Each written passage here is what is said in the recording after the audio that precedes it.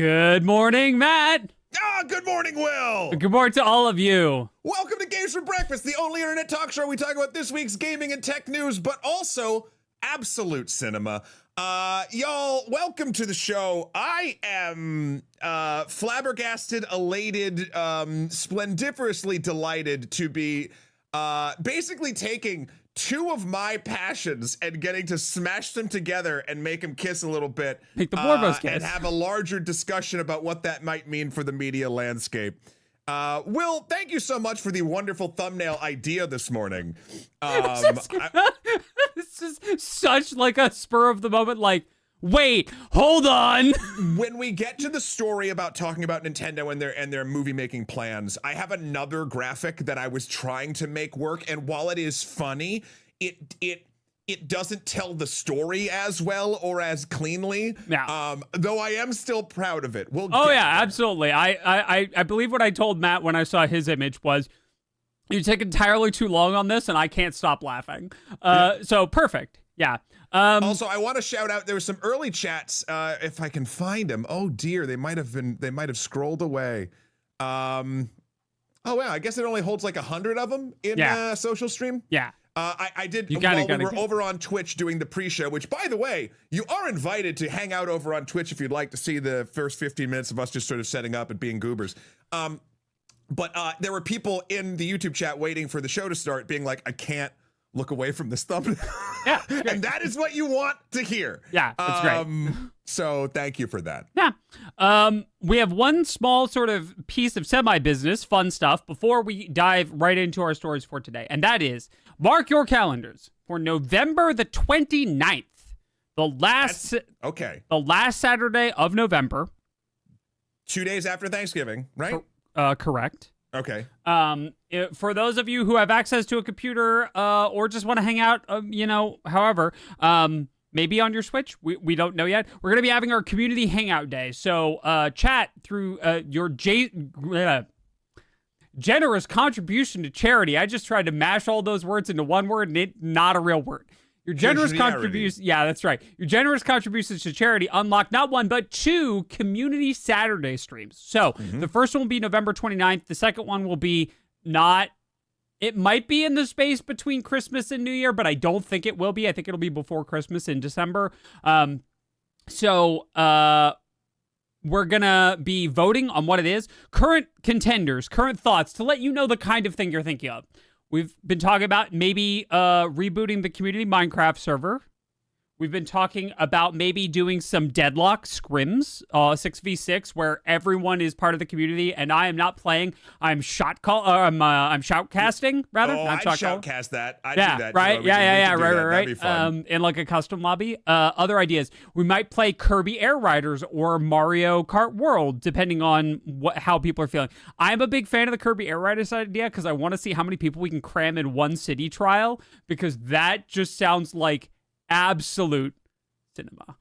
Do we know how many people can do that? So it says that lobbies will be up to 32 online, but I don't know if that's for all modes. And a 32-person city trial sounds like a disaster that is beautiful and glorious and must be witnessed. Yeah, that seems like a. When does Air Riders drop, or is it already the 20th?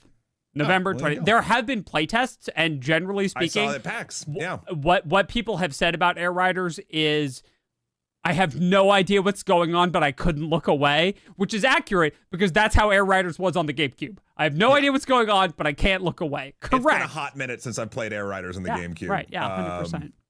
It's dear to my heart. My little brother and I didn't settle things in Smash. We settled things in City Trial. So, big deal. So please mark your calendars for that. That will be, again, November the 29th at sometime, probably not 11 a.m. because I like to sleep. We'll probably actually, to be honest, if you're watching on YouTube, we'll probably do a community post right before it to remind folks, because we're trying to. I don't know if you've noticed. I think it went live. Let's double check that. There's a community post that went live. There was a community post that went live because we released we're right back on schedule for our monthly animated series over there. We just dropped one of my absolute favorite and more personal ones, I think, in a long time, a treatise on why Night Rain actually works, written by Jasmine, that Bronze Girl Bular. I love that episode. Please, if you have not watched it yet, please check it out. Please share it with your friends. I know that like Night Rain is in this weird, like when's the DLC coming phase, and they're like, oh, 5 months. So now like it's only going to be the hardcore people really talking about it. So any lift you can help with that would be I'm going back to Elden Ring. So we played Elden Ring on Friday. I both beat Rickard. Big old staple. I hate that fight so much. I have so many critiques of that fight. But I also beat Draconic Tree Sentinel. So Tree Sentinel was like, it kicked my butt up, down, left, right, and center in the early game. And I got Draconic Tree Sentinel dead in like 3 tries. Yeah, because you kind of like learn it. You kind of like you learn it, but also there's a big difference, Matt, between the first one and this one. Is it real lightning? No, it's that I have Moonveil this time, and Moonveil is a fair and balanced weapon. It's a katana with a ranged attack attached, and that's fair and balanced somehow. Who knows? Anyway, lots of stuff happening here on Twitch. Please look forward to that. There will be a design club this week. There was not last week because Jeff was traveling, but there should be a design club this week. I don't know on what. But there will be one this Thursday, so please look forward to that. And I do believe that is all of our business. Housekeeping. So we should begin our stories. By beginning. Yeah, at the beginning. A very good place to start. Yeah. Okay. Oh, hold on. When you sing, you begin with ABC. When you store, you begin with It's a Me. Woohoo! Woohoo! Okie dokie. It's dawn of the first day of Nintendo's, I guess, commitment to furthering their cinematic offerings. Now, as you might know, Nintendo has had, before the Super Mario Brothers movie that just got released, Nintendo has had a bit of a stumble toward cinematic mastery with its Super Mario Bros. Film, the live action one back in the day. Now, I still posit that Bob Hopkins masterpiece is actually, now if you watch it, especially if you watch it next to the new Super Mario Brothers movie, it is, in my opinion, a more interesting and therefore like worthwhile for my specific time film. Sure. Is it a weird twist on exactly what Super Mario Brothers as an IP is? Yup. And if you're looking for what the video game offers you, does it deliver that? Absolutely not. But it does get weird with it. And I was at Adam's birthday last week, and we were at a bar, and they were playing like old VHSs of things, and one thing that was on was a Super Mario Brothers movie, and half the room hadn't even seen it. And there's a scene where they have to, I believe, the Mario character of Big Bertha, is that the character's name? It's usually I'm trying to remember. Anyway, she's played by this woman in like this latex red spiky dress, and Mario has to go like dance with her to get like a shard of something. And it's so weird when they're visiting the city of Dino Hatton. I don't know if you remember this from the film. That's where the movie takes place. Essentially, the entire movie is bonkers, and everyone at the bar was looking at this like, what could this possibly be? And I had to give a history lesson on this wonderment of cinema. But now, Nintendo is basically saying, after the success of the Super Mario Brothers movie, that their slate is they're going to try to release things almost as quickly as you kind of can. Yep.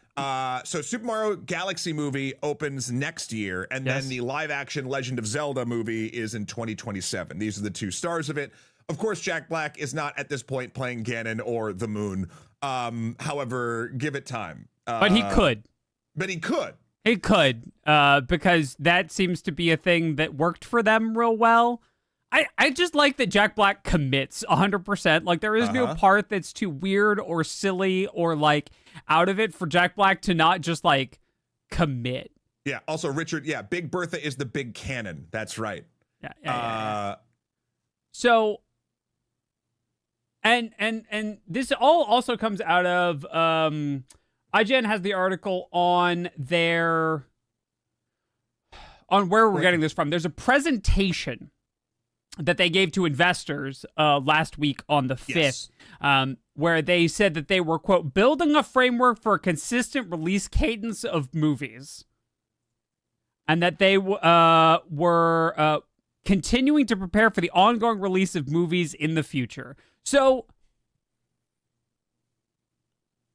my question is, like, severalfold. Like, one, to Brad Janet YouTube comments, what Nintendo IP that's not the obvious ones do you want to see on the big screen?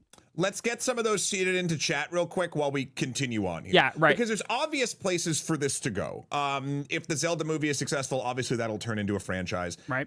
They've basically all but announced, they have not announced this, but the way that they've been treating Seth Rogen's Donkey Kong, I am sure that Donkey Kong will get a spinoff. I'm sure a lot of the Mario characters will get a spinoff. Yep. I bet you there's going to be a Luigi's Mansion.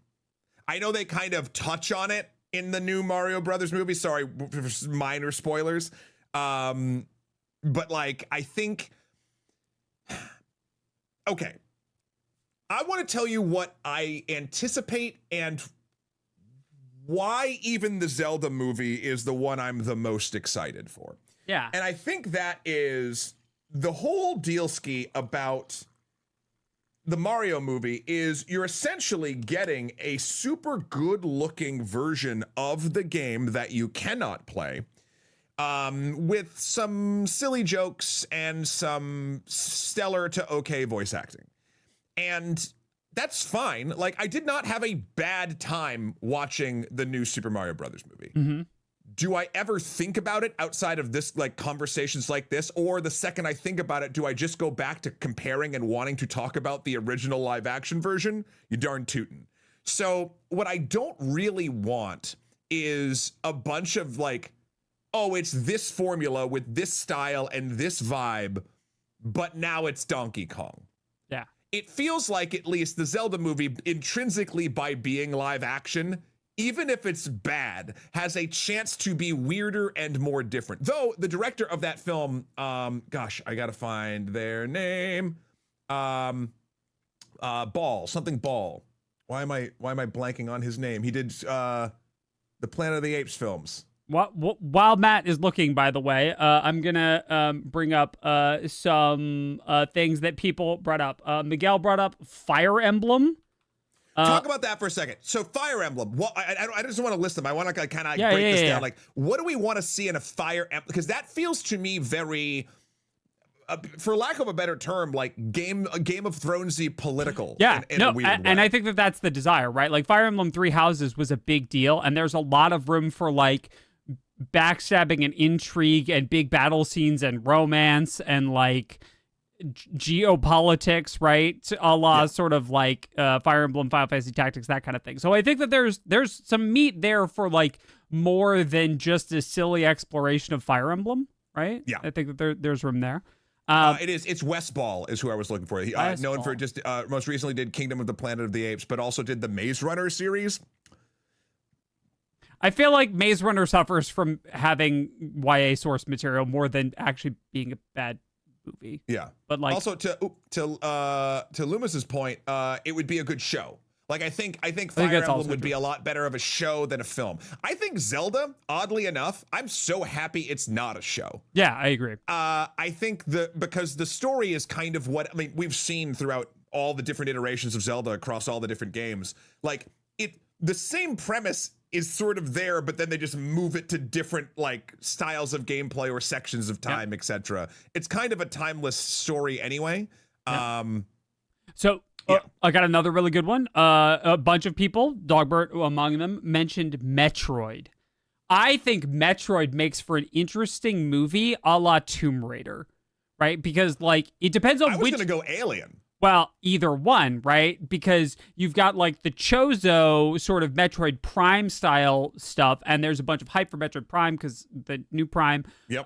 And then motorcycles. Right, and you've also got like the OG sort of side-scrolly vibe which is more Alien, I would say. But I think there's enough room there to have a good sort of adventurer story built around Samus and her understanding of the Chozo, fighting the Metroid, doing the space pirate thing. Like, there's enough stuff there to have cool set pieces. And the really interesting thing is, all of those could be divorced from being directly related to any individual game and just have like a Metroid movie that's not based on a specific Metroid game, just like you could have a Fire Emblem game. I kind of want to take it in an opposite direction, because you're talking about what is essentially like a sci-fi action like thing, right? Yeah.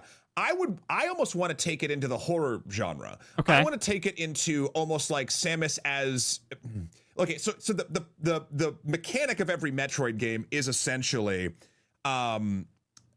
you crash, all your gear is gone, and now you have to go get more gear. Yeah. I think it should be like almost like a lot of the time of like not spinning it on its head, but like the final girl trope, but in a sense of like, have you seen the film Ready or Not?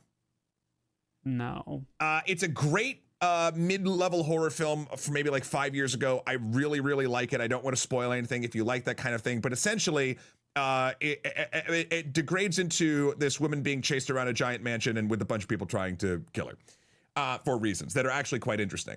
But it sort of turns the trope a little bit, not like necessarily on its head, but like she just keeps getting, it feels like, more competent and more strong. And like, it's not like, I don't know. It'd be great to see Samus in a real like Ripley and Alien moment, and then have the same arc Ripley does, in a sense that like it just like she just becomes more badass as she's surviving it. Also, I saw requests from at least one woman in chat. Gwendolyn Christie for Samus, you cowards. Do it, you won't. Do it, you won't. That'd be pretty dope. That would be pretty dope, right? Like, there's some good fan casting possibility there. Let's see what else. People were talking about. Where was it? I just saw. Sorry, I'm scrolling up. You guys. There's so many good ones. Here we right? go. Pikmin. Let's go different. Almost Watchable says Pikmin would bring a lot of family-friendly energy and visible gags. Yes, this is Nintendo's answer to the Minions. This is what this is. That is literally what Pikmin could be. I know that there is other bits of story, and I am not familiar with all of it, but that feels like it is primed to be that. And let's put that in its little bubble, you know, to live in that section, because you could have so much fun with that. And it's primed in the same way that Metroid is like for teens and adults, right? Pikmin absolutely could be the Minecraft-esque all ages family fun thing that's not Mario, right? Yeah. There's like a different appeal to it because some people just don't want to do the Mario thing for whatever reason, but Pikmin is like not that. Also, a lot maybe of people in chat are saying they want Yoshi to be Minions. That's a good thought, because so baby Yoshi, right? If we go like the route of like Yoshi story, right? Then we've got the baby Yoshis, and that sort of fits that vibe as well. Artemis brings up a great question, but do we actually want Nintendo to have their version of the Minions? Here's where I'm gonna. This is my overall thought on this entire endeavor. Do I necessarily want Nintendo to do all of these things? Not really, but they're gonna.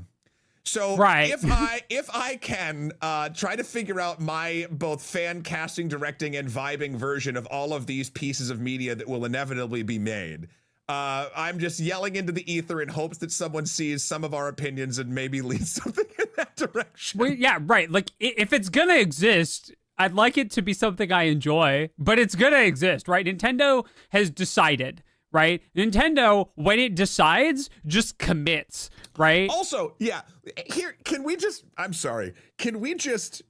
listen, I host a podcast, the only podcast about movies. I've been doing it for 10 years. I love movies. I went and saw a double feature. I saw the double Elle Fanning feature this weekend of Sentimental Value and Predator Badlands. Very, very different films. Both excellent. Go see them both. I think you should see them both in the same day. But my point is, so my brain is often in a lot of movies and cinema industry kind of discussions and thought.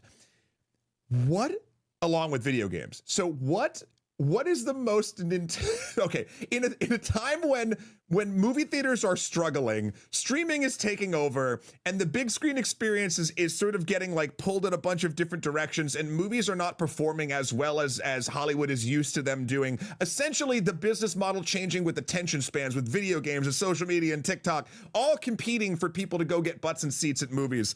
The most Nintendo thing to do is triple down for cinematic releases in the year of some Lord 2025. That's correct. Like, oh yeah. Nintendo's like behind on everything, but they're like, nah, you move, bro. And they're gonna do this thing, which I think overall could have a helpful, again, pushback into just another side of movie making that might be able to get people a little more engaged. I think that the word that I would use to describe Nintendo's general strategy towards like its je ne sais quoi, its like overall package of offerings is inexorable, right? Sure. Nintendo will not be the first to market with a brand new shiny thing, but they will pick a direction and keep walking that direction and outlast, whether we like it or not, whether we like it or not, and outlast everyone else. Right? Because they just, like, Nintendo has a war coffer that is unfathomably huge. They have executives who are willing to take pay cuts when things go poorly. Like, they just keep going in a singular direction, and eventually they'll get where they want to go, or they'll, like, begin to pivot by slow degrees in a new direction. Right? But like, I think they're on this path. So if they're on this path, we can hope that they stop at a place that we might want to visit. Right? So someone brought up Star Fox, and Star Fox to me, yes. So like picture, okay.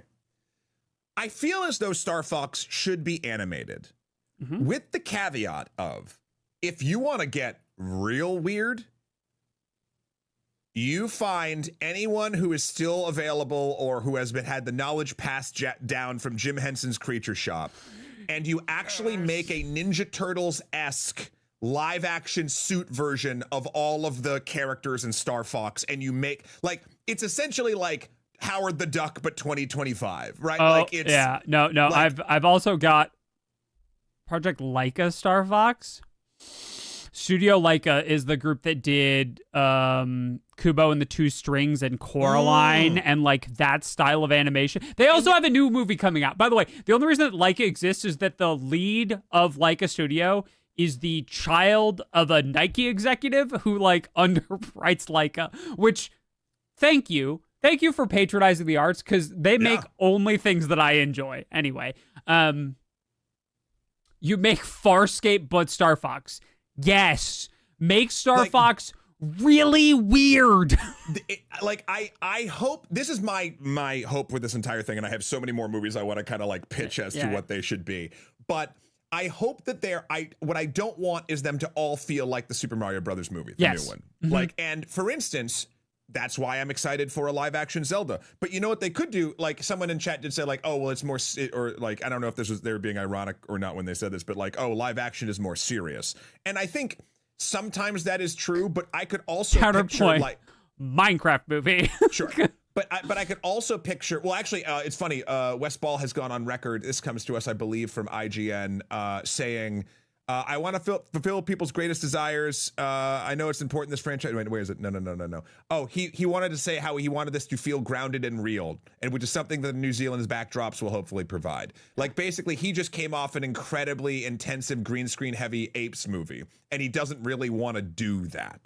Right. So that's promising. But what I was saying is, even if Zelda was animated, like, I would love to see it from a studio that like brought us like Blue-Eyed Samurai. Like, you can do serious and heavier stuff in gorgeous, renderings and styles.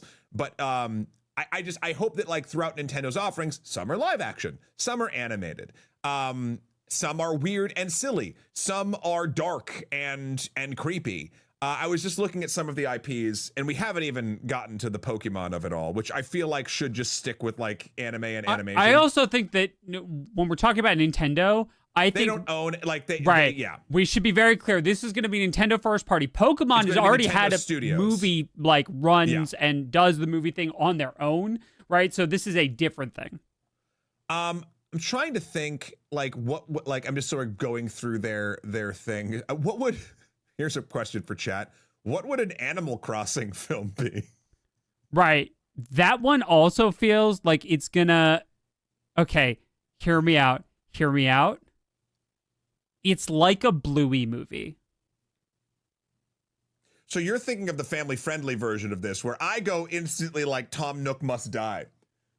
Right, yeah, no, either one of those, right? But I feel like the pitch, well, because, okay, so this is Nintendo doing the pitch, right? So, like, they're in brain control. So I feel like the very, like, slice of life, like, fun, easy to digest, well, maybe not fun, but, like, easy to digest, like, you know, life lessons about, like, neighbors together. I feel like it's almost like Cocomelon, weirdly, even though that's not the target audience, but that is what the IP yields in a non-interactive setting.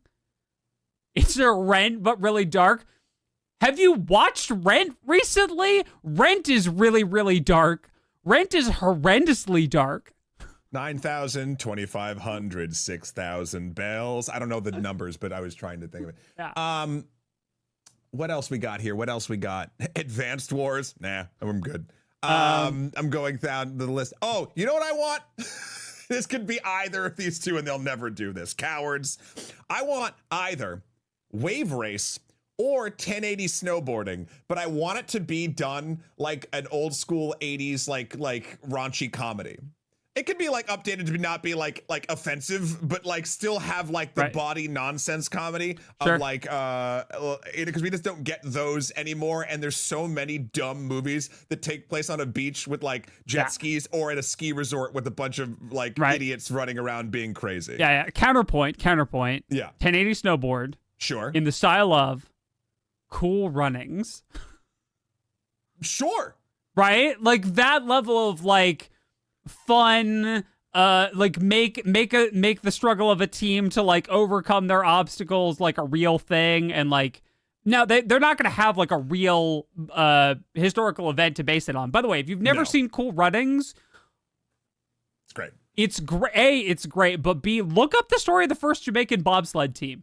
It's wild. Anyway, well, we left something on the table. I know you were saying, what did you think was the Bluey one? You Animal Crossing. Animal Crossing. Will, we're so stupid. What? We're so stupid. What? Nintendogs.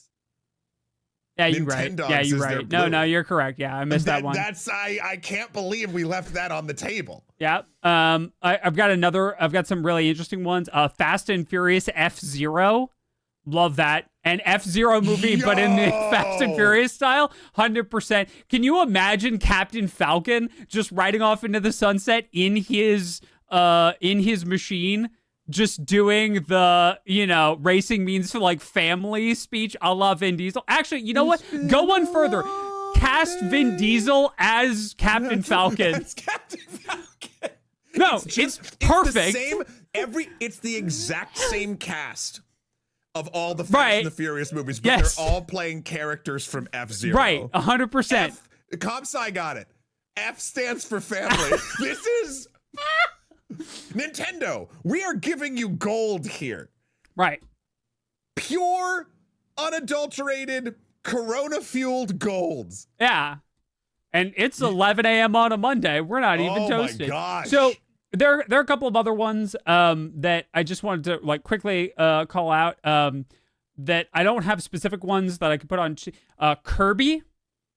Very interesting idea. Kirby is sort of in a weird tension with what it looks like and what people understand is going on in the world of Kirby. So that one's a bit of a tension. I think they could balance it, but I also think that really needs a diehard Kirby fan as the director in a way that... What would it be? Because I'm not a diehard Kirby fan. What would it be? Right. So if it's Kirby... okay. So there's some Kirby games where it's just like, and then Kirby saves the day with their friends. And some of them are like, and then Kirby fights Satan. Like that world's version of like actual factual Satan. And so like figuring out where to land that. And also Kirby is one of the ones that they can't change the style because anything that's vaguely outside of the animated style of Kirby loses Kirby immediately. Like if Kirby goes in the Sonic direction, it like the OG like horror Sonic direction where it's too human-like, it loses the Kirbiness. So I think that they've got to find someone who is a really diehard Kirby fan and make them the director rather than just like, hey, who wants to direct a Kirby movie? Like, they need to director shop for Kirby specifically. Do you think that... Yeah, this is... How do you get that across the finish line of a 4-quadrant audience? I don't... I think... So let's talk about Kirby for a second, because I think it's very interesting. I think the reason Kirby is not as popular as Mario or Sonic or any of that is exactly... Like, it's because it's niche, right? Yeah. It's because the deeper you go, the weirder it gets. In fact, I'm surprised Sonic broke containment. I think maybe because Sonic was a mascot of an actual console for a very long time. But like, that's not to say that there's not a place for it, but I'm trying to think of like what in current cinema or television do we think is like okay, this is the wrong answers only. Let's start down a weird Kirby path. Kirby in the style of Twin Peaks. Okay. Again, I don't know much about Kirby, but if it gets weird... I'm just going to pull the pin and lob this one into chat. Sure. The correct answer is Kirby in the style of One Piece. Okay. They're more similar than they're not. Sure. Like, the style of combat and the style of... like storytelling and the at stake for the main characters, along with the unbelievable power scaling of the main characters of both franchises, fits. But like Kirby is most, I would say, similar in the current media landscape to One Piece, right? Okay. I can't speak to that, but I Chad's backing me up. That is true. Chad is backing me up. In fact, I got hold on. A be correct less loudly, please, from Nova, which means I'm dead on. So let's keep it moving. Let's go Dr. Mario. I think with the success of the Pit, even though the Crichton Estate is suing, I believe, Warner Brothers because they think it's ripping off ER, which it's not, but whatever. A medical drama, a gritty medical drama. This is where you get weird. We're getting to the bottom of the barrel here, but follow me, because like picture, oh my, like it needs to be the same vibe as the 80s Mario movie, but a medical drama.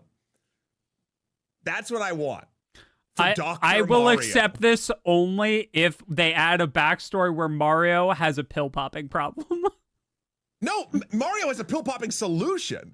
That's the premise of the game, Will. He's lobbing those pills in, and the little viruses, they all die depending on the color. Yeah. I think it's great. Yeah.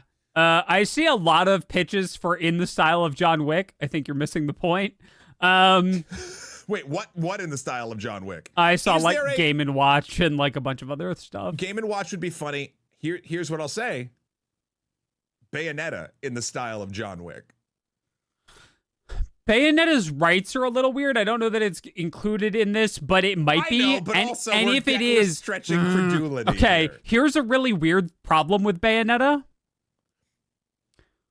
Bayonetta in the style of Constantine. Bayonetta in the style of Constantine is correct.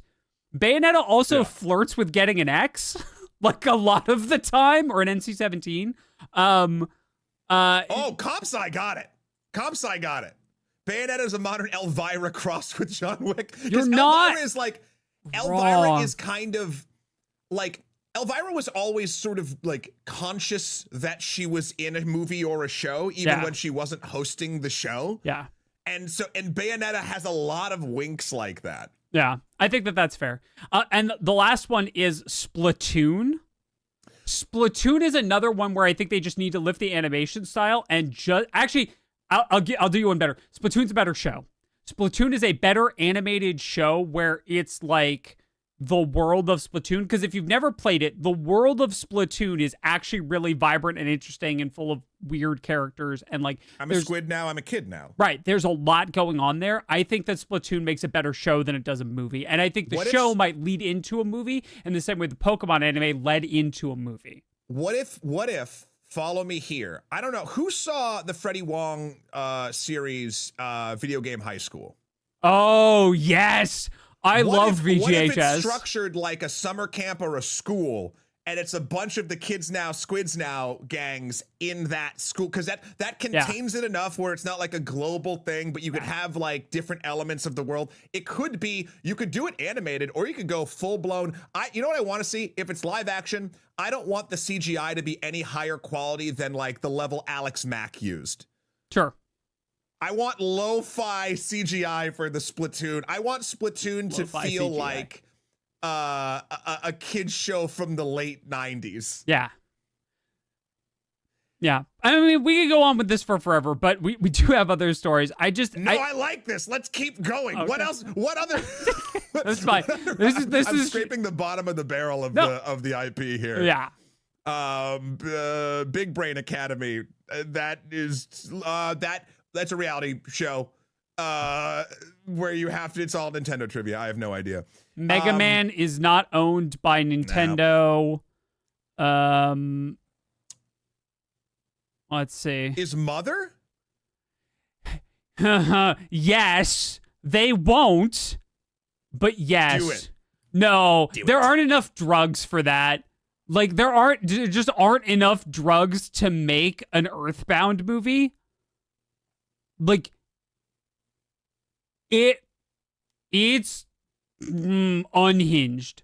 Like, it is a style of unhinged that makes many modern indie games that have a reputation for being slightly unhinged look reasonable.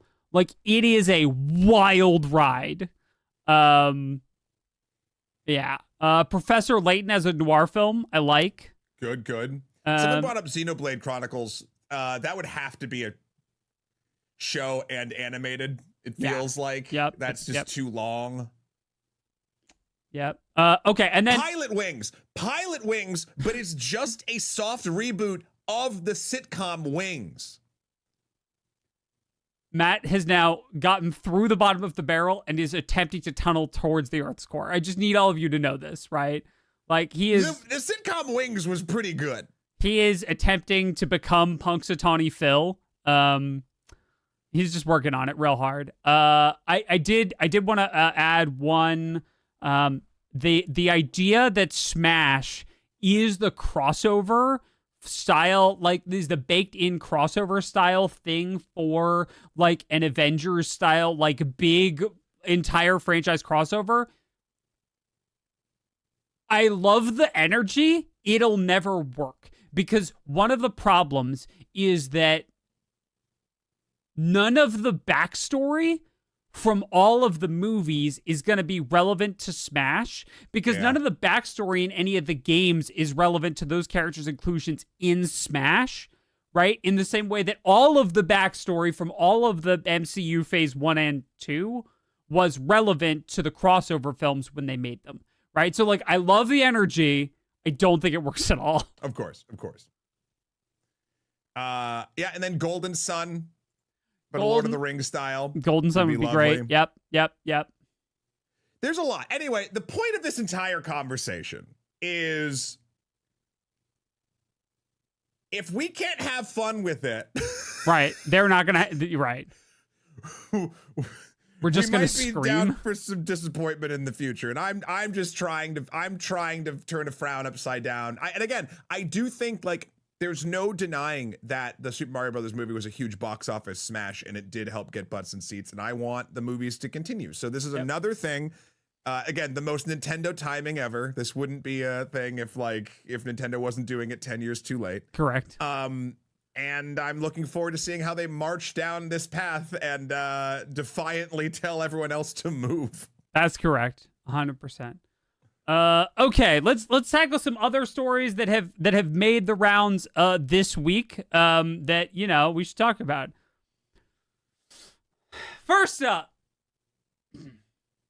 Oh, is this like a RuneScape mod? Because that's what the graphics like. Yeah, yeah. No, I wish. So if you're gonna be in Riyadh, because, you know, we're gonna be in Riyadh randomly, Mr. Beast is gonna open a theme park in Riyadh called Beastland. This comes to us from Kotaku. It is essentially the highest scale pop-up local fair you can possibly do. This is part of the Saudi royals family's I'm trying to remember the name of the it's not a permanent installation. It runs for like a month and a half or something. But they're like installing a bunch of roller coasters and like games you can play and like it seems like leaderboards and stuff. I have no idea. The information I have is from Kotaku. It says there's 3 different kinds of tickets. There's a general admission for $7, which basically lets you get in there and look around. There is a $25 ticket that gives you access to games, challenges, and 3 rides. And finally, the Beast Mode Plus ticket that gives it's around $65 and includes everything already mentioned, but you get access to every ride. Mr. Beast has said, when asked why do it there, he said, because the majority of my audience is outside of America and we have a big Middle Eastern fan base. Wanted to give them a chance to participate. Okay. I don't know the mechanics of any of this. But with all of the other things going on with the because I guess it's called Saudi Vision 2030 is kind of like the umbrella, I believe, of this, and like it's trying to make the country, which is essentially its main profit being natural resources and oil, trying to get them more on the world stage of culture. And I can't think of more culture than look, I don't know, man. I can't, like, I'm afraid to go on local carnival, the traveling carnivals. Oh, yeah. That are set up for like a week or 2 around your local area, and the rides look like they've been driven through the 9 levels of hell. That's right, 2 extras. And just this, again, but the very nature, I don't care what creator is doing this. Let's take away even the politics. Let's take away everything. A pop-up with renderings like this, I'm just sort of like, I don't know, man. Given Mr. Beast's sterling safety record on all of his videos and all of the ways that everyone's always been safe doing all of the weird, bizarre things for money that he's totally had people do live on camera, this will surely be a safe and orderly event at which nothing bad will occur. Right? We can only hope. Right. Okay. Yep. Yeah, we don't really got much else to say. No. About I just wanted to say those words and look at this and then be like, bro, and then move on. Right. Okay. Next up. Oh, I have stuff out of order. Is it out of order? Yeah. This whole system's out of order. But that's okay. We can talk about this because this one, I don't know. This one can either talk for a minute or a little bit less. So, the PlayStation Portal, as illustrated in my hand, is a thing that I really enjoyed as a Sony pony. I like it because it frees up the TV. I can play my PlayStation games, in my apartment, etc. But they just knocked out of beta essentially a bunch of the ability where you can now buy a PlayStation Portal for $199, I believe, and if you have the highest tier PlayStation Plus account or whatever the thing is, you can stream, I think, over like 300 or something games just directly to the portal without a PlayStation 5. Without a PlayStation 5. You can also, I believe, I haven't tested this yet, you can stream games you own not from your PlayStation 5. So for instance, I'm gonna have to test this. Since I own Spider-Man, rather than use the internet to ping, if I was away, use the internet to ping home to turn on my PlayStation to play that and bounce back to me, which is what you used to have to do. It would now spin up using my cloud save of Spider-Man, a closer cloud storage version of the game, and stream it to my portable. So this has been in beta for a while. I actually don't have the highest tier PlayStation Plus because for my lifestyle, it doesn't add value to me. Yeah. But this coming out of beta and from all reports seemingly working well kind of changes what the value prop of this thing that everyone said, including I was a hater of this thing in the beginning too. It kind of changes the value prop. I think it does. There's a world where again, you're paying for services. We have to think of both PlayStation Plus and your internet. Right. Now, the initial setup means it's less than a PS5. But also, it's funny, with a PS5, you also have, there's a monitor you have to think about, too. You have to have a television as well, which maybe you do. But, it does open up an interesting, for places where the internet is strong enough, an interesting proposition to get into PlayStation's catalog. Yes. Also, I don't know, this wasn't data mined. I'm trying to remember, but this came from... I'm trying to find, this was an IGN thing. There's also a tag found in this update that says PS5/PC. Yeah. And the idea is that they're thinking that perhaps there's going to be cross-buy ability for these games. And I'm curious how that will function retroactively. If I own Spider-Man on PlayStation, could I use a PlayStation launcher on my PC and load Spider-Man without paying? How does this all function? Yep. I can see the Grim Reaper with the giant bell screaming, "Bring out your dead," and someone just hucking the corpse of Xbox onto a cart somewhere. Yeah. Ryan, I'll also add this. It'd be easy to switch the portal between multiple machines and accounts. You can. So I upgraded to the Pro, and I was cleaning off my older PS5, and essentially I was linked to both across two different accounts. I could easily switch also, and that was right at the time the beta was coming out. So you switched between which PlayStation you wanted, which account you wanted, and if you just wanted to log in cloud. Yeah.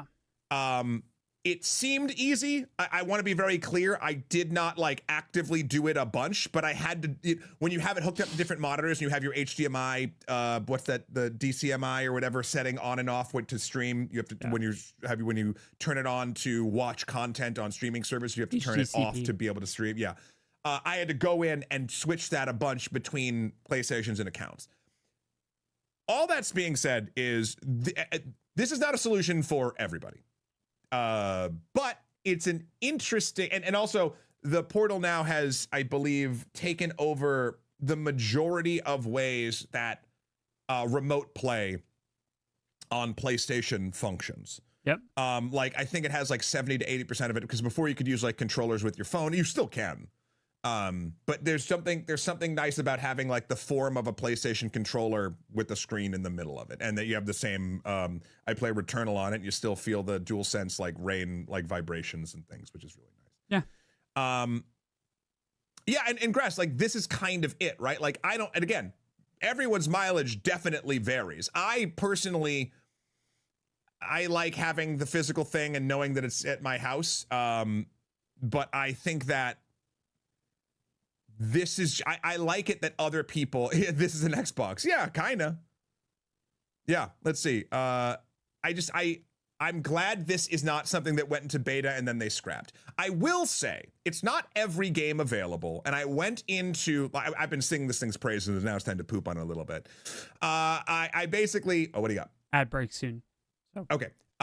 Essentially, the way that this, there's tons of games on here. Find games to stream, and I actually selected the PS Plus game catalog, and so the stuff that you're thinking of would be the Grand Theft Autos, Blueprints, Wild Hearts, New World while it's still around, Silent Hill 2, Until Dawn. But you turn off PlayStation Plus category and you put on any.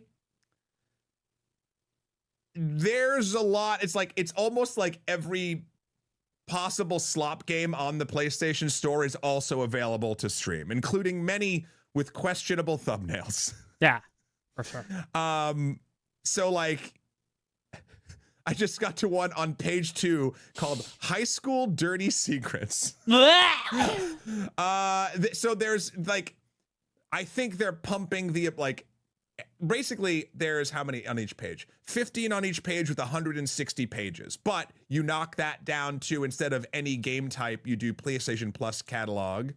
And that basically knocks it to 11 pages with 15. Yeah. You know what I mean? So ads. Yeah, there we go. We're now in ads now. I can go first. Since you were just on that, I have one for ads. Oh, go for it. Yeah, please. Ready? Here we go. Yep. Hi there. Will from Extra Credits. Pitching you an idea you didn't know you needed or wanted. It's a Nintendo streaming service. That's what I'm gonna pitch. I think this is actually where it's headed.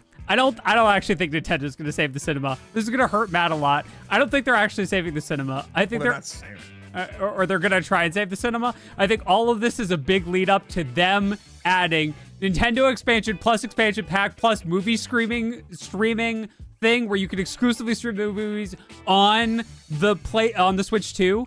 That's all you can do. You can stream the movies on the Switch 2 and nowhere else. That's their new plan. That's my theory. I hate that. I just had to. I had to. I'll pitch a streaming service. Hey everyone, Matt from Extra Credits here. Also, you might recognize me from over on Nebula, which is a great streaming service, but I'm not talking to you about that today. Instead, I'm going to talk to you about a streaming service that I'm starting individually, me by myself, and that is finding every Game Boy Advanced cartridge that has film or television shows on it, putting that down on my desk on my original Game Boy Advanced, and putting a webcam that probably is going to be like 720p on its own, pointed at that thing so you can enjoy the 112p and 15 frames a second of every cinematic masterpiece that was available on the Game Boy Advance. Films like Shrek 2. Sign up today. It's only $20 a month. Yeah, MattView Plus. Mattflix.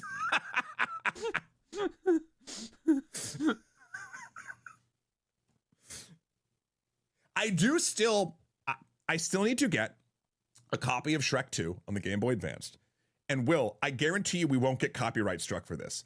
We're going to have a watch party where I do set up a camera and a microphone pointing at the Game Boy Advanced, and we watch Shrek 2. It'll be big and we'll be small, but it will be filmed from the Game Boy. I will not like hardwire this together. This will be pure jank. So fear this day, chat. I am afraid. And we're back from ads, thank goodness. Because Matt was threatening us with a terrible idea. It's terrible. There's a lot of people have a lot of Matt streaming service names just on the right. Yeah. MattView Plus, MattLube, MattMax, Extra Matt, and Extra Matt, Matt B. Yeah. Matt Scuffathon. I like that. Listen, if someone gets me that cartridge, I'll do it. I think there is a cartridge floating around with your name on it. Oh, there is. Yeah, we just got to track that down. Somebody has one for you, and I have a PO box. Yeah, I think we set that up for that, and then didn't follow through because you and I both lost the brain cell at the same time. We're to really something good else. at that. Yeah.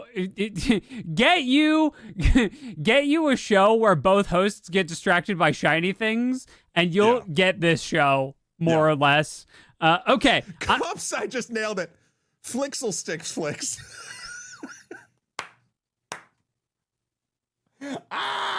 Okay. All right. We gotta keep moving. We're moving on to our cinema. All right. Cinemat. Yeah, Cinemat. That's right. Okay. So there was a lawsuit filed early this year, against Roblox by a state. You'll forgive me if I don't remember which one, because this year Louisiana. That's right. Great state of Louisiana. It's happening again. Texas is now also suing Roblox. Similar charges, endangering kids, not taking child safety online seriously. Unknown whether this is going to do anything, whether it's just them quasi-virtue signaling. It's weird that it's Texas, but like that it's quasi-virtue signaling, but it's the same quasi-virtue signaling that they do all the time. I mean, this is the government that also has voted many, many times to not release specific files. Which would be helpful to not endangering children. This is state, not federal, but yes. It's coming from the same state whose representatives. There you go. That's accurate. Right. Have voted against releasing certain files that are pertinent to child safety in the greater United States as a whole. That's correct. I don't believe that the great state of Texas has child safety on its mind that much. I don't. Not in the right direction. I think this is a weird tack on. I cannot tell if this is smokescreen or chaff for something else. I can't tell like what their angle is here. But it's the same. They saw this is my opinion. They saw Louisiana do something. They're like, ooh, that'll make us look good if we do that too. And who knows if they're going to actually follow through or not, but it's interesting. I've been watching, and this is all different, of course, but I've been playing the Mortal Kombat Legacy Collection, and I just got to the part about the lawsuits and the government and the formulation of the ESRB and like all that stuff. And you watch the footage of politicians talking about video games, and whether or not you agree with the violence in that game was too much or whatever, or what Roblox is doing, like it doesn't matter whatever it is, but the thing that comes across is no matter how true or untrue the bad thing is, they don't know how to talk about it because they don't understand it. Yeah, that's the big problem. And granted, it's funny because in their age bracket, you wouldn't expect them to understand it, but it's also their job now to understand it, but that's probably not why they got into like there needs to be younger, more, or it doesn't have to be younger, just people that are in the space helping with this. I think that's why, and don't get me wrong, the ESRB rating system has a bunch of problems, but that forming through the games industry was a way better solution than the government trying to rate. Yeah, because there's a clear lack of understanding in how any of this actually works. And I agree. I think that's the biggest problem is that I foresee that this will also come down to we don't actually understand Roblox and that scares us, rather than substantive commentary on what Roblox is or is not doing and the way that its practices do or do not harm children. And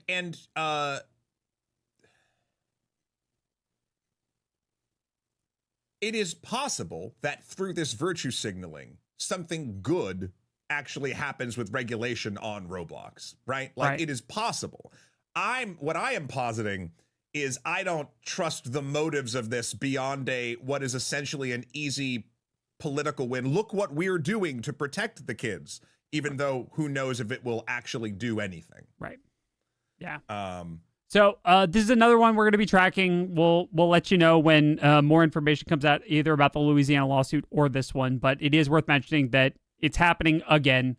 We'll see how many of these rack up before they get welded together into one giant multi-state lawsuit thing. Okay, next up.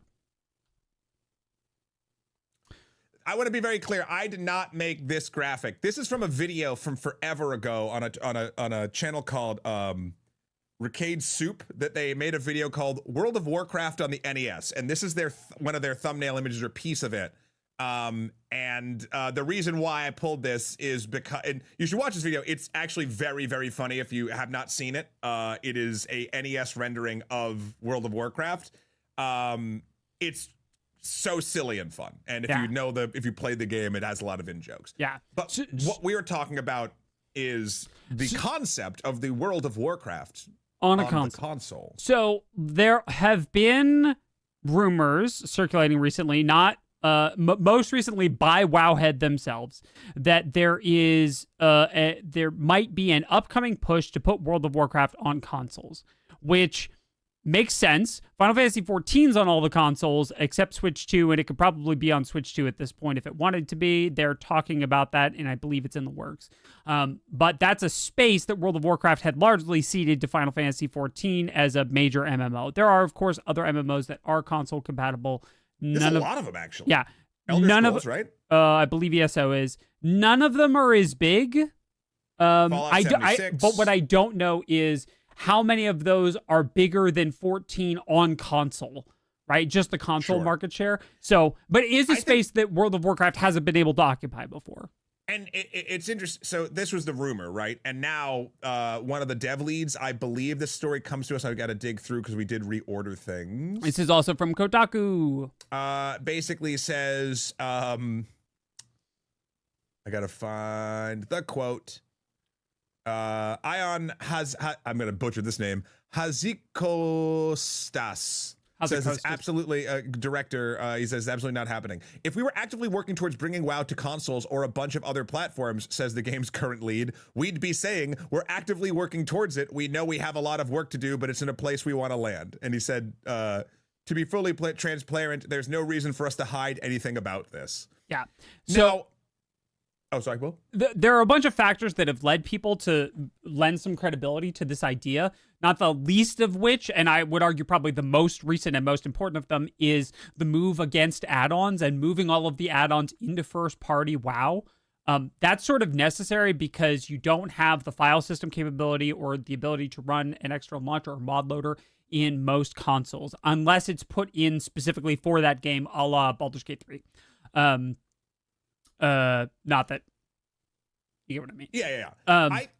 Here's the interesting thing to me too. Like, I think Final Fantasy 14, when I played due to the charity stream reward where I played 6 hours as Drailer Swift, maybe she'll come back. Actually, again, I played a lot of my prep work on this. Yeah.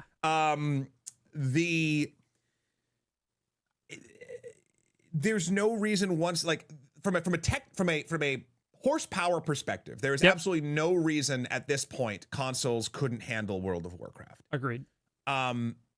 I'm curious, like, and especially with, and this feels a lot like the Microsoft not actually, like, one hand's not actually washing the other.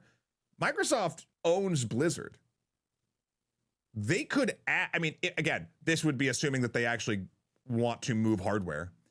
They could put WoW on Xbox. Like, they could do that, I won't say quickly, but they could do that legally quickly. They could do that. They could make that a selling point if they thought it would be one. Yep. Will, is there anywhere you can find or that you know of Final Fantasy 14 players, like, on consoles? Like, what the split is, like, PC to console? No, I also, and here's the really interesting thing. It's all, because you can't even split by control scheme, because I know people who play on PC with controller. Yeah. So, well, like, actually, to Oopsie's point, like, this is the thing. I always thought this too. Like, there's the way Final Fantasy 14 does it. Once you get your head around it, easy peasy lemon squeezy. Yeah, like, I would say that my having looked at WoW UI recently, I think it's entirely possible, especially if you do it with the PS5 or like a Switch style controller that has a touchpad for the mouse interface for, like, doing gear management. But, like, also you don't need that. There is, like, a whole system. If you're on keyboard, by the way, and you want to see how it works on 14, you can use your keyboard like an arrow key system.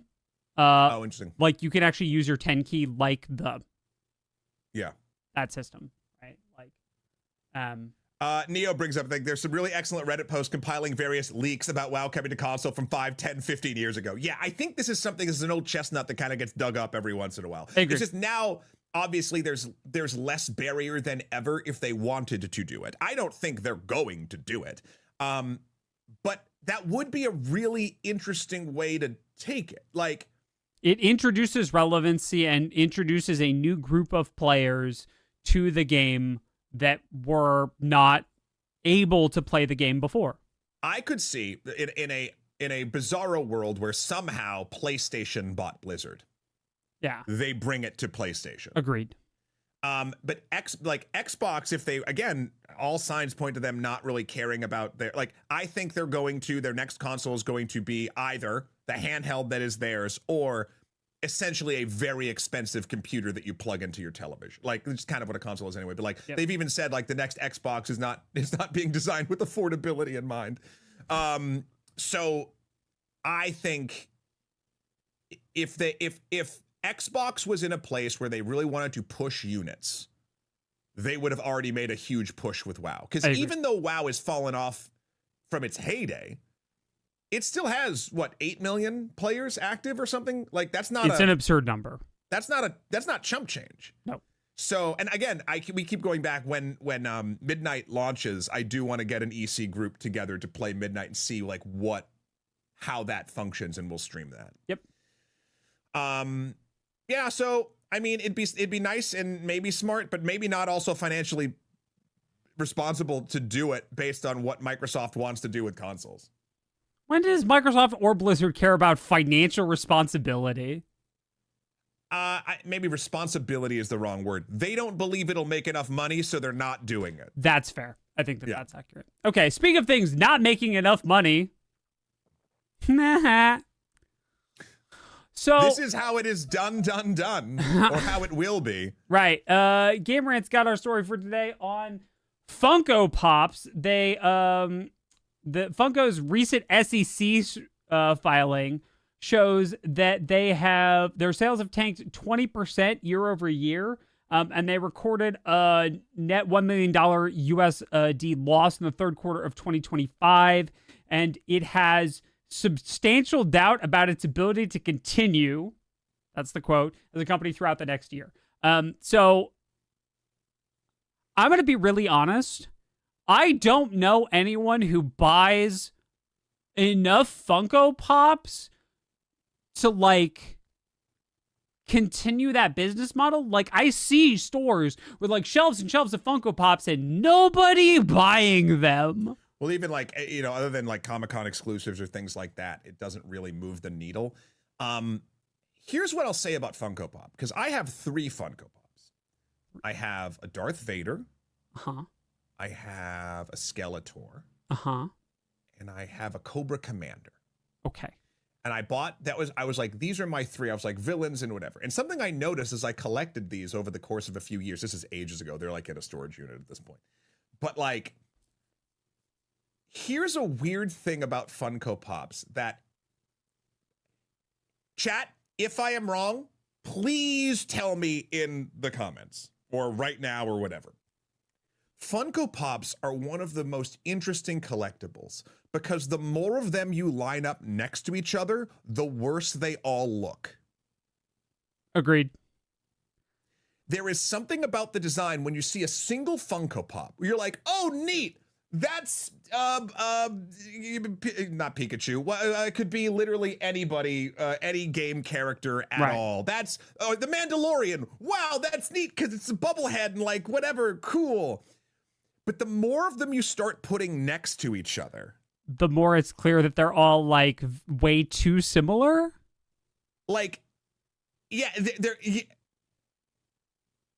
yeah, Bane kind of got it. One on a desk at work, sure, okay, a whole wall of them, ick. It becomes ick to me. Like, and so I've never understood, and maybe if there's anyone who is down with Funko Pops, I hope I'm not insulting your aesthetic.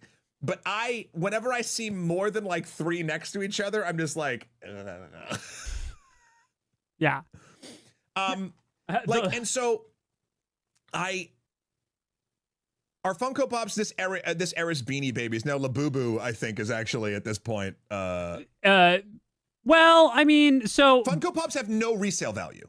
Correct. That's the other thing. Like, okay, so I don't know Funko's full business model. I won't pretend to, but it seems like it's from an outsider's perspective. It seems like their business model is flood every market all the time. Yep. Which I think generates a lot of waste, and I think both financially and I guarantee you, there's landfills full of this garbage. There are when I was looking stuff up for this story, there are landfills full of Funko Pops. Yeah.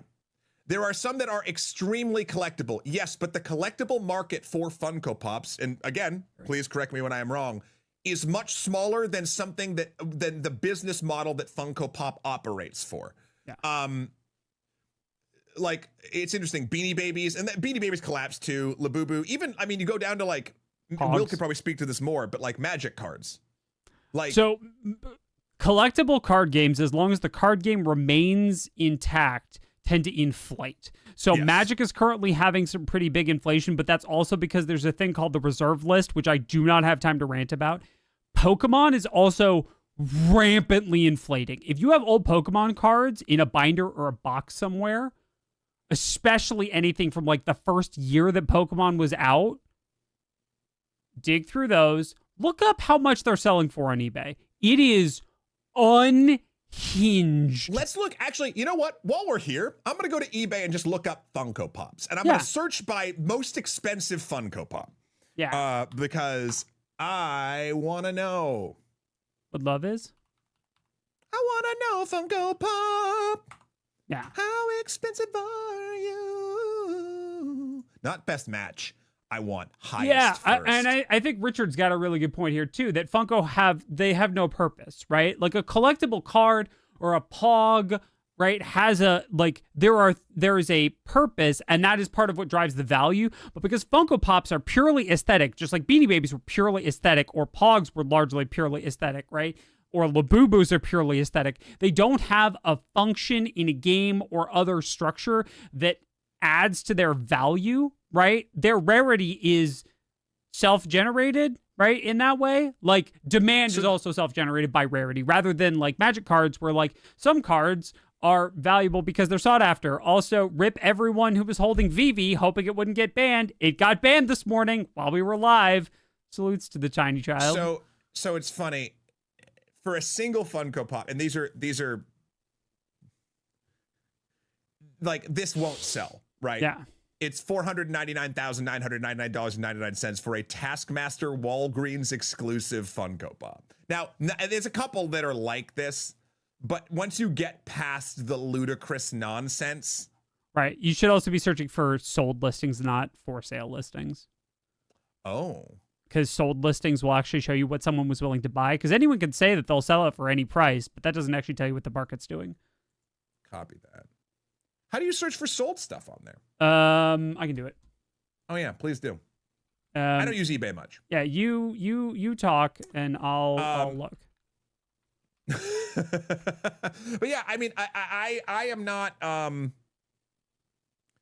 I'm not terribly sad about Funko. Look, I don't want anyone to lose a job, obviously, but like, I also don't think that Funko Pop is adding much to the social conversation anymore. There's much more interesting people doing collectibles, I think, than Funko. Case in point, hold on. I'm going to give a shout out if I can find it. Let's see. I see these at the last couple PAXs, and I want to find them. Tubs.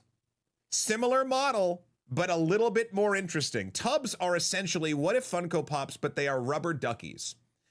And you can get them that actually do float and serve as an actual rubber ducky. You can get display ones and other ones. And I don't know. This is at least doing something slightly different with it. Yep. Okay, so I found it. Here's your fast one. If you go to eBay and you search for a thing, on the left side, you down past category, franchise, themes, features, collection, sport, keep going, all the way at the bottom, you see show only, and you can tick sold items, and that will show you only listings that have been completed. If you're looking for Funko Pop specifically, you need to go down past. Part of the problem is you can't actually look at anything that's an or best offer because it won't disclose that. Sure. So an or best offer isn't really a thing, but I'm seeing like a couple $1,000s, at least in theory, for like a signed limited edition graded Funko Pop. Right. So signatures have a lot to like that. Signatures to me are not a thing that is healthy for the collectible space. A person or a group can sign a thing and make it more valuable. Right. So an example might be, I've got one that sold a week ago. It's a Natalie Portman signed Padme Amidala like Funko Pop with like the torn shirt look from the Attack of the Clones. From Attack of the Clones, and it's a graded 10. So it's a perfect graded Funko Pop, still in box, and she signed the box, and that's sold for $3,500. But that is a perfect confluence of like all of the best circumstances. Yeah. You have a liked character in a interesting variant outfit signed by a relevant personage in a perfect graded sealed container. And if that is for $3,500 and that's sort of the benchmark of what perfection is from a collector's standpoint, like no one should, I'll say this straight up, no one should be collecting Funko Pops for the resale value. Correct. Like that's just not gonna do it. Yeah. And look, there's also another thing in the room. And that is everything now is more expensive. And if I'm a collector of anything, I imagine if Funko Pops are in my collectible repertoire, that might be the first thing I buy less of as everything gets more expensive and life, inflation, etc. Yeah.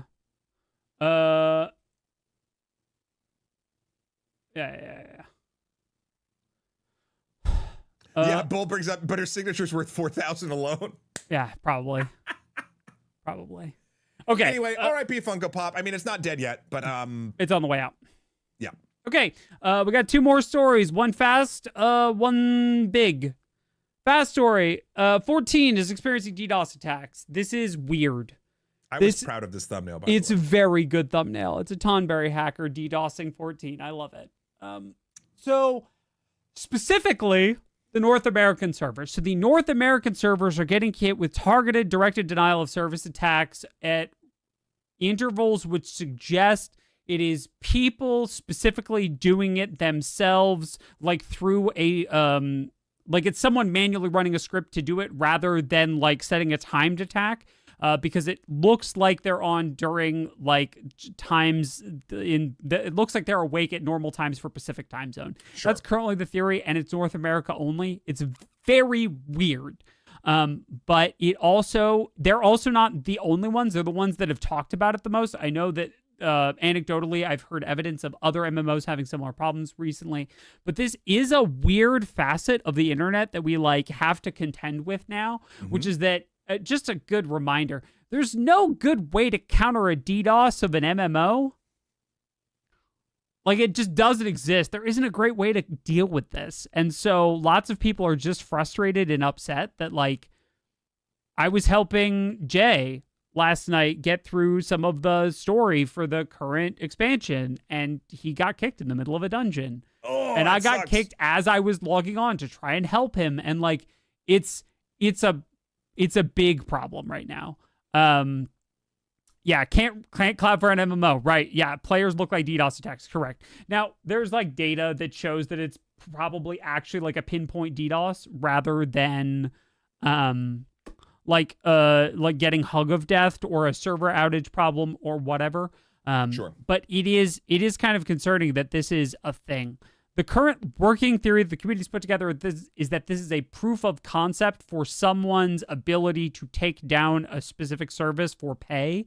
That they are using 14 because 14 players scream a lot when the game goes down. That they are using it like that. But this is like weird because this has been going on for like it's happened occasionally over like weekends before, but this has been happening for like a week straight of like multiple times a day. With no improvement. This is probably the worst it's been. And it's kind of interesting. And there's no real, like you were saying, like you can't, based on the structure of how this stuff runs, there's not a lot that can be done. Correct. You can theoretically increase capacity so much, right? But that won't stop it because the point is that it's much easier to ask the server for information than it is for the server to give you that information. So the idea is that you overload it with requests, which are easy to generate, and it tries to fulfill all those requests and then craps out. Yeah. Yeah. And so it's just fascinating to me that this is happening right now, especially in an off patch cycle. Like the next patch isn't until December. So like nothing's really happening. There's just some of us that are there because that's our game of choice. But it's really weird. I just wanted to bring it up because like it's been a thing that's been going on since like our last show, and I just don't know what to do. Yeah. Yeah. That's I like this one. DDoS, because people suck on the internet. Correct. Yeah, there you go. Accurate. Okay. And now we wouldn't be a gaming news show if we weren't going to talk about it. All right. So last week we talked about how Rockstar had been accused credibly of union busting. That those accusations have become so much more credible since our show last week. We have all kinds of stuff. So I'm going to say that the accusations against Rockstar of union busting are like pretty rock solid in my opinion. Based on Rockstar. Based on what I've read. There are firsthand accounts, which will be linked in the show notes, from the GTA forums where an anonymous staffer at Rockstar who verified their identity with the head moderator of the GTA forums gave a firsthand account of the way in which this was carried out. It's pretty clearly union busting. In addition, there are protests outside Rockstar's London offices about union busting, led by the UK union that's involved with covering these workers. So not a great look for Rockstar. And again, Rockstar's excuse was that they leaked company secrets.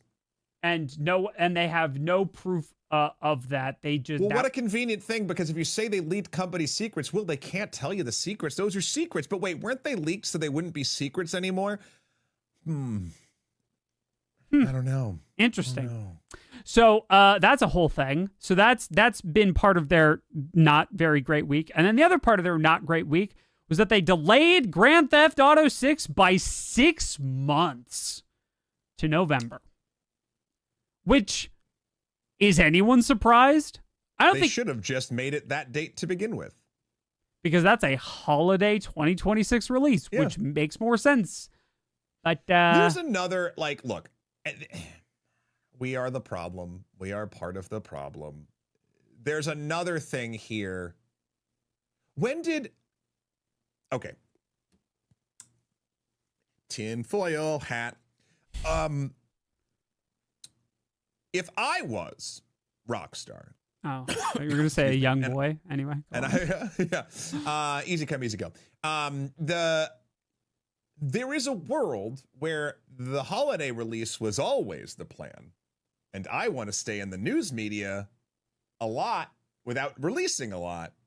And so this is another thing. And again, sure, this is negative press, but it's not negative press that's going to affect sales. Okay. I'm going to let you finish. I'm not talking about the union busting stuff. I'm talking about the delay. I have a completely different theory on the delay, so I'm going to let you finish, and then I'll spin you a different thing. And again, I'm not saying that I believe this. I'm saying this is the dumb lizard brain thing that comes to my head first. Mm-hmm.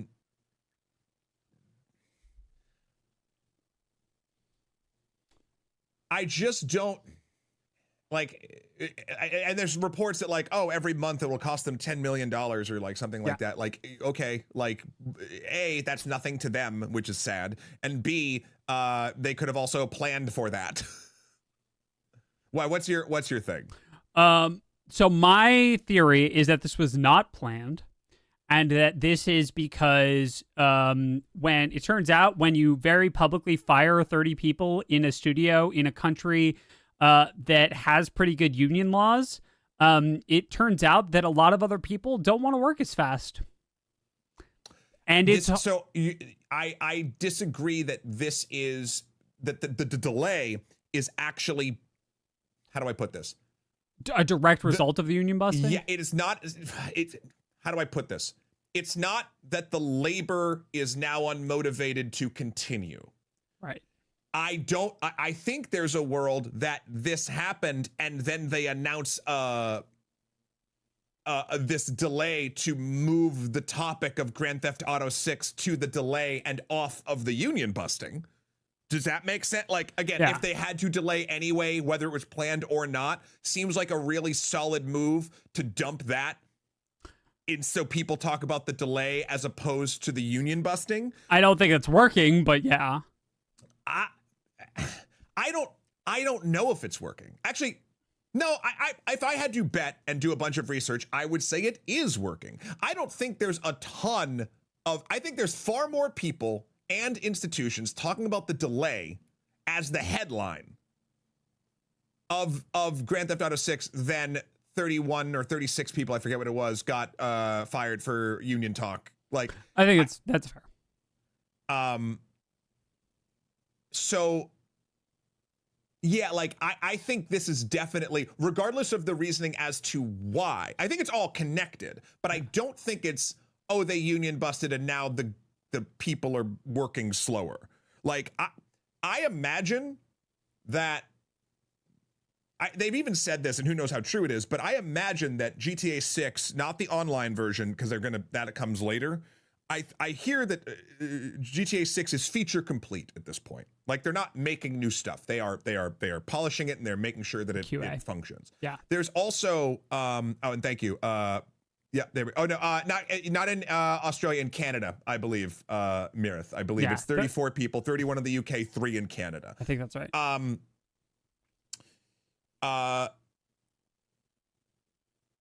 Essentially, I don't.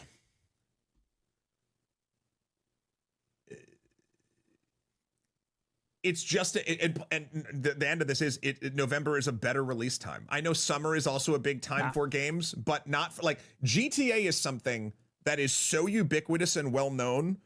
Families will buy it for family members or weirdly kids, which is not the best move, but you know what I mean? Like, it is so ubiquitous that a holiday release is an easier present for a family member to get their teenaged or young adult family members that are into video games because it's the ubiquity of the name. So Blazing has a really interesting point. New date might affect or influence the Game Awards. So I assume that'll be 2026 or 2027. I'm gonna go way out on a limb and suggest that it does not matter. Oh yeah, GTA doesn't give a crap about the Game Awards. Correct. In fact, the Game Awards may shift to make GTA the game of the year. So actually, that's to Blazing's point. The effect is just the opposite of what we read it as initially, right? Correct. Like, the effect will be on the Game Awards, not on the game, right? That they will shift the Game Awards to have GTA 6 be in whatever calendar year they want it to be, because that's intelligent, right? Because if they don't make GTA 6 Game of the Year for whatever award show it's eligible for, it will affect the credibility of those awards, because there will be people who will never believe, and I need to stress that this is like true. There are people who will never believe that GTA 6 is possibly not the game of the year for whatever year it's eligible for. Yeah. Well, so here's the other thing about Grand Theft Auto 6 is people were talking about, someone was talking about like the speculation. I'm so sorry I lost your comment, but like it's a publicly traded company and like there's like this, people are making money betting on things about Grand Theft Auto 6 throughout, right? Right. It's on Polymarket and the other betting sites. Yeah. So, yeah. Oh, Dogbert actually said this. Sorry. Boom. Given the cost of making GTA 6, it's needed to be one of the best-selling pieces of media ever to break even. I would argue this is a financial decision to make sure that they get their money back so as to avoid a bad launch. Because this is the thing. When a game is so... I'm trying to think if there's anything as ubiquitous as Grand Theft Auto at this point. If it comes out broken, that's the story. All the money, all the time, all the delays, still broken. It kind of does need to be, at least from a usability standpoint, whether or not it resonates with people, that's one way or the other, but it needs to function perfectly, or else the entire experiment does sort of collapse. Yeah. I mean, that's not to say it can't be salvaged or anything like that, but they will not make all the money as fast as they want to make it. Yeah. And I think that's if for instance, this is just to make sure that it is like totally as perfect as it possibly can be before launch. Again, we've said this multiple times. Yeah, delay games forever. Like, we do want the games to be correct and working and functional and good when they are released. I have a weird, this is as ubiquitous as. Okay. Minecraft. I think the two games that like stand as monuments of ubiquity right now are Minecraft and Grand Theft Auto. More, and maybe Fortnite. But and to back that up, so on Twitch's browse page right now, as we're recording this, Just Chatting is number 1. Then Arc Raiders, a brand new, highly anticipated multiplayer game that's also really fun. Haven't played it yet. Right. There's a whole bunch of controversy about that too, but we'll talk about that another time. Sure. Then Minecraft. Then League of Legends, esport, heavy game. So maybe League is up there. Then Grand Theft Auto 5. Because the Grand Theft Auto 5, both modding community and like NoPixel and a bunch of sort of like RP servers is just super interesting. Yep. And listen, I still play Grand Theft Auto online with my friends from time to time. Yep. Like it's and God, the Rockstar jank and all of it, like the game is so good that you ignore all the jank. like Yeah. and the slowness and the everything. Like, yeah, Counter-Strike might also be up there. That's a good one, Val. Yeah. Yeah. But Counter-Strike, actually, I don't think I'll disagree on Counter-Strike. Counter-Strike, I think, is ubiquitous in gamer spaces, whereas Minecraft and Grand Theft Auto are outside of containment. I'm also going to say that Counter-Strike and Dota 2, the Valve games specifically, are much bigger in Russia than they are in the US. I'll also say this. They're bigger in... I think their Venn diagram is wider, but not as wide. Yeah, I agree. Because there's also the gambling aspect. There's a bunch of other like speculation sort of things. Yeah. Where Grand Theft Auto weirdly is a thing where I could go probably to anyone's grandparent and be like, "Have you heard of This is the weird thing about Grand Theft Auto. I guarantee you more people know it as the name of a video game than the actual like crime. Felony, yeah. Which is kind of nuts. Yeah. Correct. Yeah. That's so weird. Also, it has more viewers right now than Fortnite with the Simpsons collab, which is, yeah, right. So, GTA does have a casino. You can't actually gamble in it. You can gamble. You can put your fake money that you could buy with shark cards into. You can't take your money out of it. Does that make sense? Any influx of money, you can't. This isn't like Counter-Strike where you can sell skins or something. Right.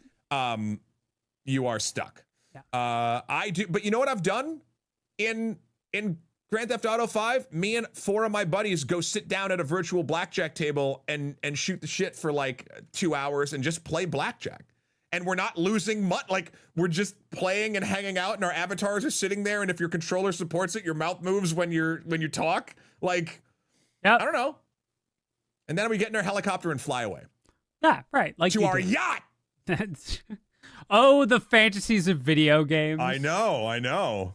Yeah, I think it's going to be interesting to see how this shakes out. I don't know if this is. Okay, I guess last question for you and for chat and for comments. Yeah. Is this the last delay? Or is it getting delayed again? Okay.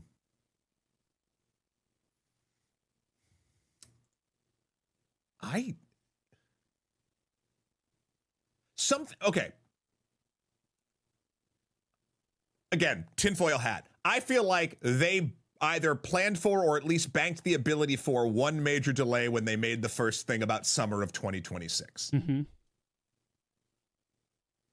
I don't think...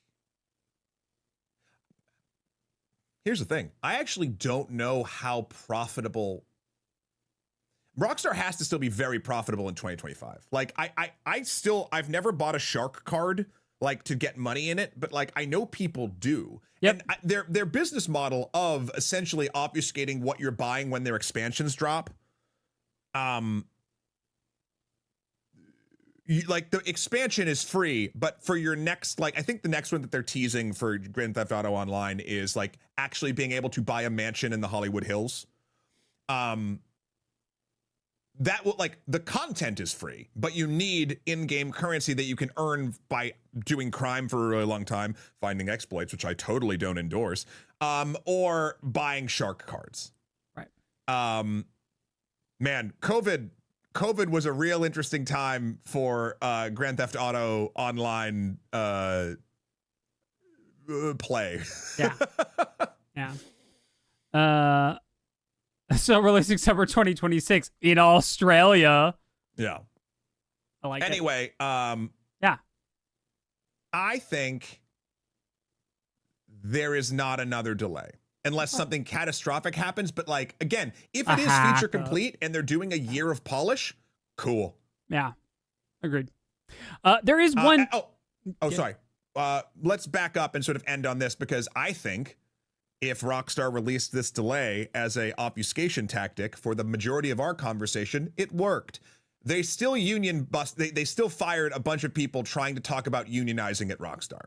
Yep, that's also true. And there are still ongoing protests outside the Rockstar headquarters. And there is every possibility that there will be legal action taken against Rockstar because of them firing these 31 people in the UK and potentially these 3 people in Canada. And at the very least, like, I just want more clarity. I don't even need the legal clarity. I just want the UK or whatever governing bodies would effectively would look into this to look into it. I don't need to know if they leak secrets. I don't need to know the secrets. I just need someone, a third party, to be like, yeah, they did it, or no, they didn't. Like, to like actually do an investigation into this, because Rockstar just saying one thing is not good enough. I agree with that. Also, on a small, lighter, funner note, to end our show for today, there is one interesting piece of news that comes out of the delay, which is that normally you would expect a game is delayed and other games move in to fill the void, right? So we expect that there will be games that are now moving into the space that Rockstar has vacated in the summer of 2026, because now that is a safe place to release your game that GTA 6 won't be releasing in that space. One publisher, is taking the opposite approach, because of course they are. We'll give you 3 guesses as to what publisher Will is talking about. Yeah. What publisher is delaying a secret project to be released the same day that Grand Theft Auto 6 is released? Retrash gets the win. And they're following them. Yes. Devolver Digital has said that they have a secret project that's ready to release, and they are holding it to release until Grand Theft Auto 6 comes out. Retrash is correct. However, Travesty in Motion has the best answer.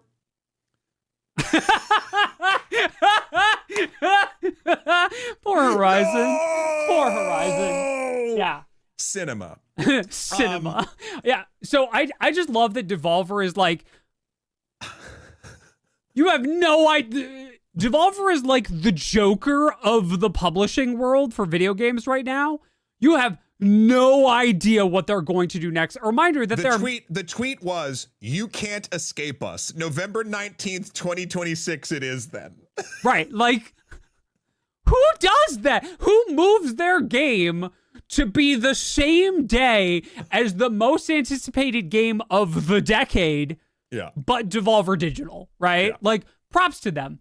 Is the game going to succeed? I have no idea. What is the game? Also no idea. Is it a brilliant publishing move? Yes, absolutely, no question. PR move. Yeah, PR move. Yeah. Yeah. God, I love Devolver. I love Devolver Digital just being absolutely out of their minds. Yeah. Yeah. They commit to the bit so hard. All right, and that, dear friends, is going to be it for our show today. Thank you so very much for joining us, as always. A reminder, please mark your calendars for November the 29th. It is a Saturday. That will be the day that we'll be doing a community game stream here on Twitch. We'll have people dropping in and out of whatever game it is we're playing, as a thank you to the community for all of the amazing generosity that you had during my birthday fundraiser last month. So please look forward to that.